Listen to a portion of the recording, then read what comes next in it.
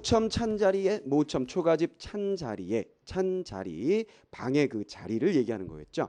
밤중만 돌아오니 밤중쯤 해서 돌아와 보니 반벽청등은 벽에 걸려있는 벽의 중간쯤이겠죠. 걸려있는 푸르른 등은 누를 위하여 밝았는고 누구를 위하여 밝아 있는가 그랬습니다. 자 여기서 반벽청등이라는 그 의미를 여러분들이 또 생각을 해 주셔야 될 것 같네요. 자 왜 생각을 하셔야 되냐면 반벽청등이라는 건 뭐예요 이게? 기리치형 뒤에 문맥 누구를 위하여 밝아 있느냐? 즉 오는 사람들을 위해서 밝혀져 있는 것이죠. 무슨 말인지 알죠? 그러니까 밤에 이 집을 방문하는 사람, 뭐 친지, 친구를 위해서 밝히는 건데 여기서는 누구를 위하여 밝았는 것, 누구를 위해서 밝혀진 것이 아니고 밝혀줄 대상이 없다 그랬잖아요. 그렇죠? 그럼 기다리는 사람이 없다, 올 사람이 없다. 화자 자신의 처지를 나타내는 그렇죠? 그런 상황을 나타내는 시어다, 사물이다 이렇게 보시면 되겠습니다. 그래서 마치 우리가 동동에서 버려진 빛이라든가 그렇죠? 점인 바랏이라든가 이런 시어들이 있었죠. 그런 소재들이 있었습니다. 그런 것들이 님으로부터 버림받은 자신의 처지를 드러내는 그런 사물이었잖아요. 그것과 같은 의미를 가지고 있다는 거 여러분들이 기억을 해 주시면 되겠고요. 자, 그 다음 부분으로 들어가 볼까요?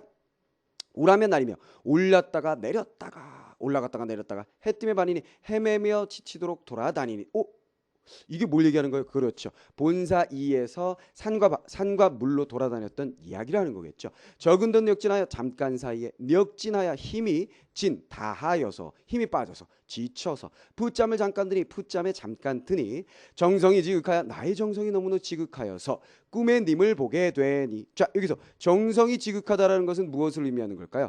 그렇죠. 님에 대한 그리움이 너무나 크기 때문에 혹은 앞의 문맥을 보시면 오르며 나리며 어쩌고 저쩌고 만나기 위한 노력을 했죠. 그 노력이 컸기에 이렇게 볼 수도 있죠. 무슨 말인지 알겠죠?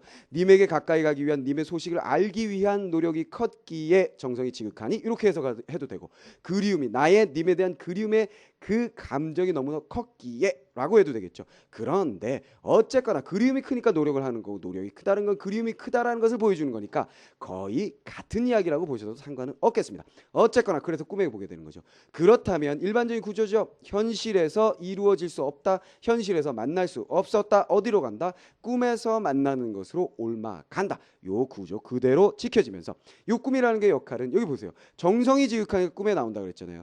간절하게 바라니까 꿈이라는 것이 꿈속에서 나타난다. 꿈의 의미가 뭔지 알겠죠? 그 사람의 소망이 크기가 어느 정도인지를 강조해주는 나타내주는 그런 시어다라는 거 여러분들이 아시면 되겠습니다. 자, 그 다음에 옷과 같은 얼굴이 반이나 늙었으라. 옷과 같은 얼굴 누구의 얼굴이겠어요? 님의 얼굴이 반이나 늙으셨더라. 무슨 얘기입니까?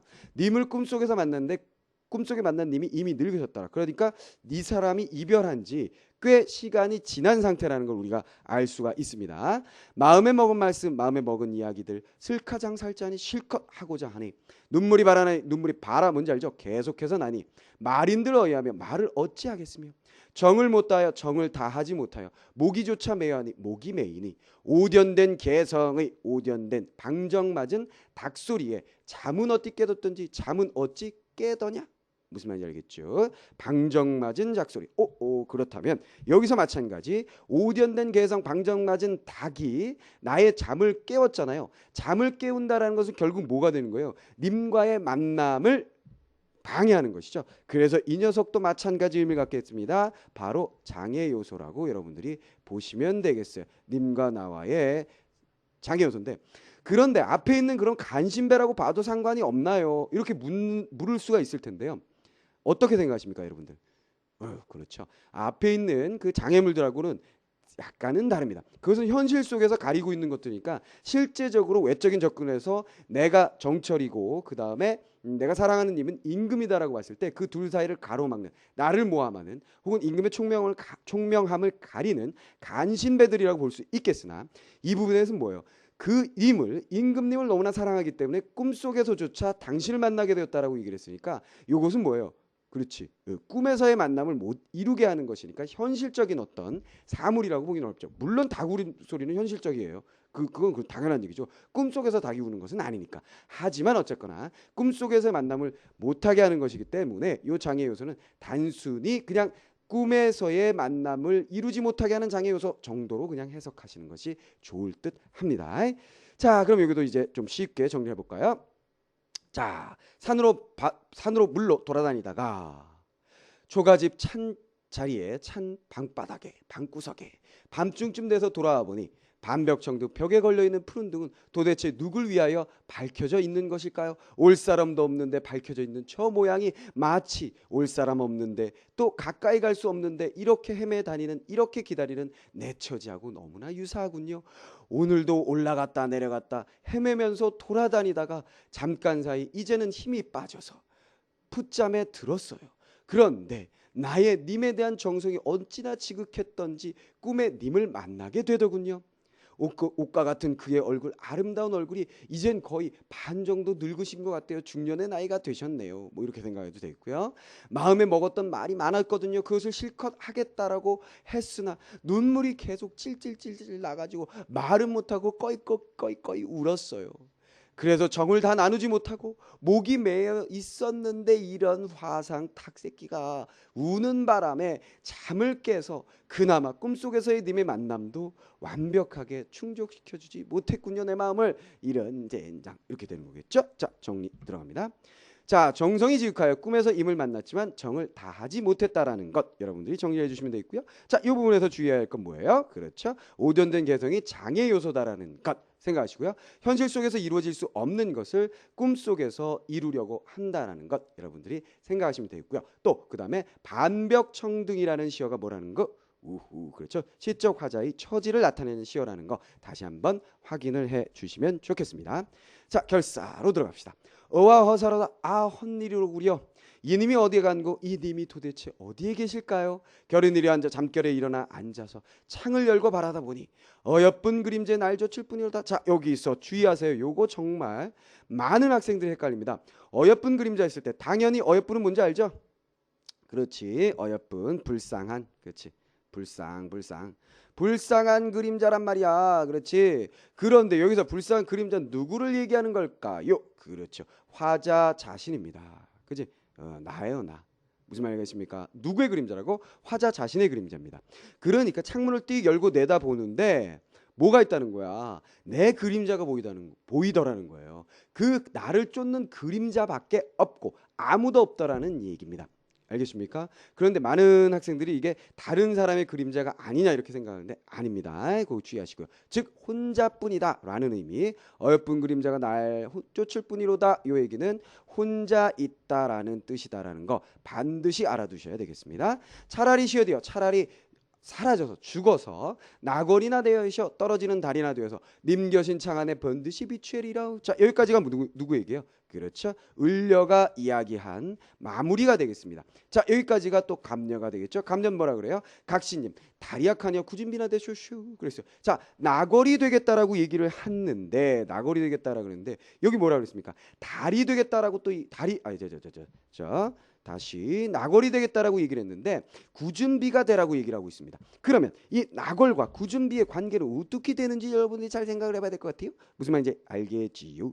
분명히 을려가 달이 되겠다라고 얘기를 하고 감녀가 그것은 말고 비가 되라고 했으니까 둘 사이엔 어떤 관계? 그렇죠. 대립적인 의미가 있을 수밖에 없다라는 것이 가장 기초적인 출발점이라는 거 반드시 기억을 해주세요. 그러니까 이거 뭐 이렇게 기억 니은 해놓고 기억과 니은의 의미에 대해서 올바르게 설명한 거 올바르지 못하게 설명한 것이라고 얘기했을 때 그 출발점은 이 두 가지가 서로 대립적인 의미를 갖는다라는 것에서 출발한 것은 대부분 맞는 답이 된다는 거 여러분들이 생각을 하셔야 되겠고요. 그 다음에 문맥적인 대립이고요. 그 다음에 뭐예요? 관습적인 의미, 관습적인 상징적 의미를 생각해야 되겠죠. 달이라고 하면 뭐예요? 밝음의 이미지를 가질 수밖에 없습니다. 그렇죠. 그 다음에 구준비는 굳다라고 되어 있으니까 어둠 속에 추적추적 내리는 거, 비 내릴 때 치고 화난 거 없잖아요. 그렇죠. 어둠의 이미지를 갖게 됩니다. 그렇지. 그래서 요거 두 가지를 여러분들이 생각하면서 해석을 하면 대부분 옳은 해석이라고 볼 수가 있다라는 거 기본적으로 기억을 해주시고요. 자, 다시 한번 정리해 보겠습니다. 헛일이에요. 님이 어디로 갔을까요? 잠결에 일어나 앉아서 창을 열고 내다보니까요. 나의 그림자가 나를 쫓을 뿐 아무도 없더군요. 이렇게 사느니 차라리 죽어서요. 떨어지는 달빛, 따뜻한 달빛, 밝은 달빛이 되어서 님 계신 창에 비치고 싶어요. 아하, 그러지 마세요. 떨어지는 달 하지 말고요. 굳은 비가 되시는 게 어때요? 이렇게 되어 있습니다. 자, 그래서요. 이 부분은 이렇게 변화되고 있는 부분, 요것은 뭐 앞에서 정리를 했으니까 다시 앞부분으로 넘어가면서 정리를 하겠고, 여기서는 뭘 말씀드릴 거냐면 요것하고 밀접한 관련을 가지고 있는 시가 있습니다. 서정주님의 시인데요. 춘향이와 관련된 시가 굉장히 많죠. 그렇죠? 다시 밝은 날에라든가, 그죠? 춘향 유문, 그 다음에 또 뭐가 있어요? 주천사, 이런 작품들이 있죠. 그 중에서 춘향 유문이라는 작품을 여러분들이 한번 상기를 해보세요. 현대문학 시간에 그 현대시 정리 강좌에서 여러분들이 이미 들은 사람도 있을 테고, 그때 또 요 얘기를 여러분들이 들었겠죠. 자, 춘향유문에 보면 무슨 얘기가 있냐면요. 저 죽으면 당신은 건강하게 잘 살기 바랍니다. 그리고 내가 죽어도 당신과 나는 먼 거리에 떨어져 있는 관계는 아니고 우리의 사랑은 영원할 거예요. 나의 사랑은 그렇게 커요. 라고 얘기를 하면서 뭐라고 그러냐면, 내가 죽어서 내 영혼이 당신 곁에 머물 건데 무엇으로 머물 것이다 라고 얘기했냐면, 검은 물로 옆으로 흐를 거라고 얘기했어요. 무슨 말이겠죠? 그 다음에 뭐라고 또 얘기할까요? 검은 물로 흐르더라도 그것은 당신 곁 아니어요. 이렇게 얘기하다가 그 다음 단계는 뭡니까? 네, 하늘로 올라가서 구름이 되어서 당신 곁에 당신을 바라보고 있을 거예요 라고 얘기를 합니다. 그러다가 제일 마지막엔 뭐라고 얘기하냐면, 비가 될 거예요 라고 얘기를 해요. 그러면 요 단계가 어떤 단계냐? 일단 그때도 말씀드렸지만, 그 강의에서도 말씀드렸지만, 물이 수증기가 되어서 구름 올라가서 구름으로 응결됐다가 다시 비로 떨어지고, 그 비가 물로 흐르다가 다시 올라가는 순환의 구조를 만들어 줄 수 있고요. 그 다음에 춘향이 죽어서 그 영혼이 변화되어서 그 영혼이 깃든 사물이다라는 거예요. 그럼 영혼이 깃든 사물이다라고, 또 영혼이 깃들어서 님과 함께 있다라는 그 입장에서는 나궐이나 구준비와 똑같은 의미를 갖게 된다는 겁니다. 무슨 말인지 알겠죠? 그러면서 요 물이라는 것은요, 님이 지나갈 때 옆에 쫙 흘러요. 옆에 흐르면서 도련님 도련님 하고 부른단 말이야. 근데 님이 그 물소리 쫄쫄쫄쫄 흐르는 소리를 좋구나 그러면서 그냥 지나가지, 이게 춘향이 하니까 이래 생각하지는 않는단 말이에요. 무슨 말인지 알겠죠? 자, 그 다음에 못 알아들으니까 얘가 이제 춘향이가 하늘로 올라가가지고 구름이 돼가지고 쳐다보는 거야. 도련님 하고 쳐다보는데 또 몰라. 하늘 위에서 부르는데 어떻게 알겠어? 그러니까 어떻게 하는 거야? 냅다 비가 돼가지고 몸뚱이가 가서 부딪히는 거지. 도련님, 절 왜 모르시나요? 그래도 막 부딪히는 그런 관계로도 볼 수 있다는 겁니다. 그렇게 보면 여기서 비가 가장 뭐가 되는 거예요? 적극적인 뭐예요? 화자의 변신 형태가 된다라는 겁니다. 변신이야 병신 아니고 변신의 형태가 된다는 얘기입니다. 무슨 말인지 알겠습니까? 자, 그와 마찬가지 의미로 볼 수 있다는 거예요. 자, 그래서 여기서 나궐이라는 것은 멀리서 쏟아져 떨어져, 그런데 저 멀리 있는 달이기 때문에 소극적, 그 다음에 구준비는 뭐예요? 가까이 부딪혀, 그래서 적극적이다라고 해석을 하는 방법이 있다라는 것을 여러분들이 생각을 해 주실 필요가 있겠습니다. 무슨 말인지 이해하죠? 그 다음에 또 한 가지 해석은 선생님이 생각을 해보니까 이런 해석이 가능할 것 같아요. 지금까지 을려의 스토리는 슬픔의 스토리입니다. 그 슬픔의 스토리는 밝음의 이미지를 가진 달이 어울리지 않아요. 그러니까 감녀가 뭐라 그러는 거야? 예. 너의 슬픈 한을 담게는, 너의 그 슬픈 사연을 담게는 밝은 달보다 굳은 비가 어울려. 그래서 그 한, 그렇죠? 무슨 말이겠죠? 슬픔하고 잘 어울리는 사물은, 소재는 비다. 그래서 비가 되라 하는 의미로 여러분들이 해석을 하셔도 될 것이다 라고 생각을 합니다. 자, 그래서 마무리하겠습니다. 자, 을려가 뭐라고 그랬다고요? 나궐이 되어서 임의 곁에 있고 싶다라고 얘기를 했어요. 그러니까 감녀가 어떻게 됐어? 굳은 비가 되오 라고 얘기를 했는데, 중요한 것은 이 둘의 의미 차이를 여러분들이 정리를 해달라는 거였습니다. 자, 그러면 다시 한번 송민곡 쭉 처음부터 정리 확인 들어가도록 하겠습니다. 자, 처음에 만난 부분에서는요, 어떻게 만난지 구체적으로 얘기를 하진 않았지만, 내가 별 볼 일 없는 존재임에도 불구하고, 별 볼 일 없는 자신임에도 불구하고 사랑을 해주었다라고 얘기를 했습니다. 그런데 사랑을 해주었는데 내가 어떻게 해서 이별하게 된 거예요? 그렇지, 원인이 제시되어 있었습니다. 자신에게 있다고 그랬어요. 아양과 교태를 떨었죠. 아양과 교태를 떨었던 이유는 뭐예요? 님이 날 사랑해 주니까 내 마음으로 철석같이 믿었던 거죠. 저님은 변하지 않아 라고 생각했는데, 내가 아양 떨고 교태 부리니까 님의 낯빛이, 얼굴빛이 싹 변하면서 얘는 내가 생각했던 애가 아닌 것 같은데, 이렇게 변화가 된 것이죠. 그래서 어떻게 생각했어요? 원인이 나에게 있고 모든 죄는 내가 지었으며 누구도 원망할 수 없다라고 얘기를 했었죠. 그래서 이 부분에서 떠오르는 작품이 있다고 했어요. 앞에서 또 설명을 했습니다. 앞에서 이 작품을 설명할 때 이 뒤에 송민곡하고 연결될 거라고 여러분들한테 예고를 했었죠. 그 작품 뭐예요? 그렇죠, 정과정입니다. 정과정 곡에 보면요, 자, 무슨 얘기가 나옵니까? 정서였죠. 정서가 지은 작품인데 유배된 상황에서 지은 작품으로 보여집니다. 그렇죠? 그래서 어떻게 돼 있었어요? 내게는 잘못이 없어요. 결백함을 주장하는 그런 노래였어요. 주변 사람들의 모함일 뿐입니다라고 얘기했죠. 무슨 말인지 알겠습니까? 그러면 여기에 송민곡에 등장하는 시적 화자하고 정과정에 등장하는 시적 화자하고는 대조적이죠. 무슨 말인지 알겠습니까? 똑같이 님에게 쫓겨났어요. 그리고 똑같이 누군가 간신매 같은 놈들이 막 이간질을 하고 그랬을 거란 말이야. 그런데 송민곡에 등장하는 시적 화자는 뭐라 그러는 거야? 모든 죄는 저에게 있어요라고 얘기를 하고, 정과정에 등장하는 애는 저는 추호도 잘못이 없습니다. 하늘과 별이 알 것입니다라고 얘기해서 강력하게 잘못 없음을 주장한다는 얘기입니다.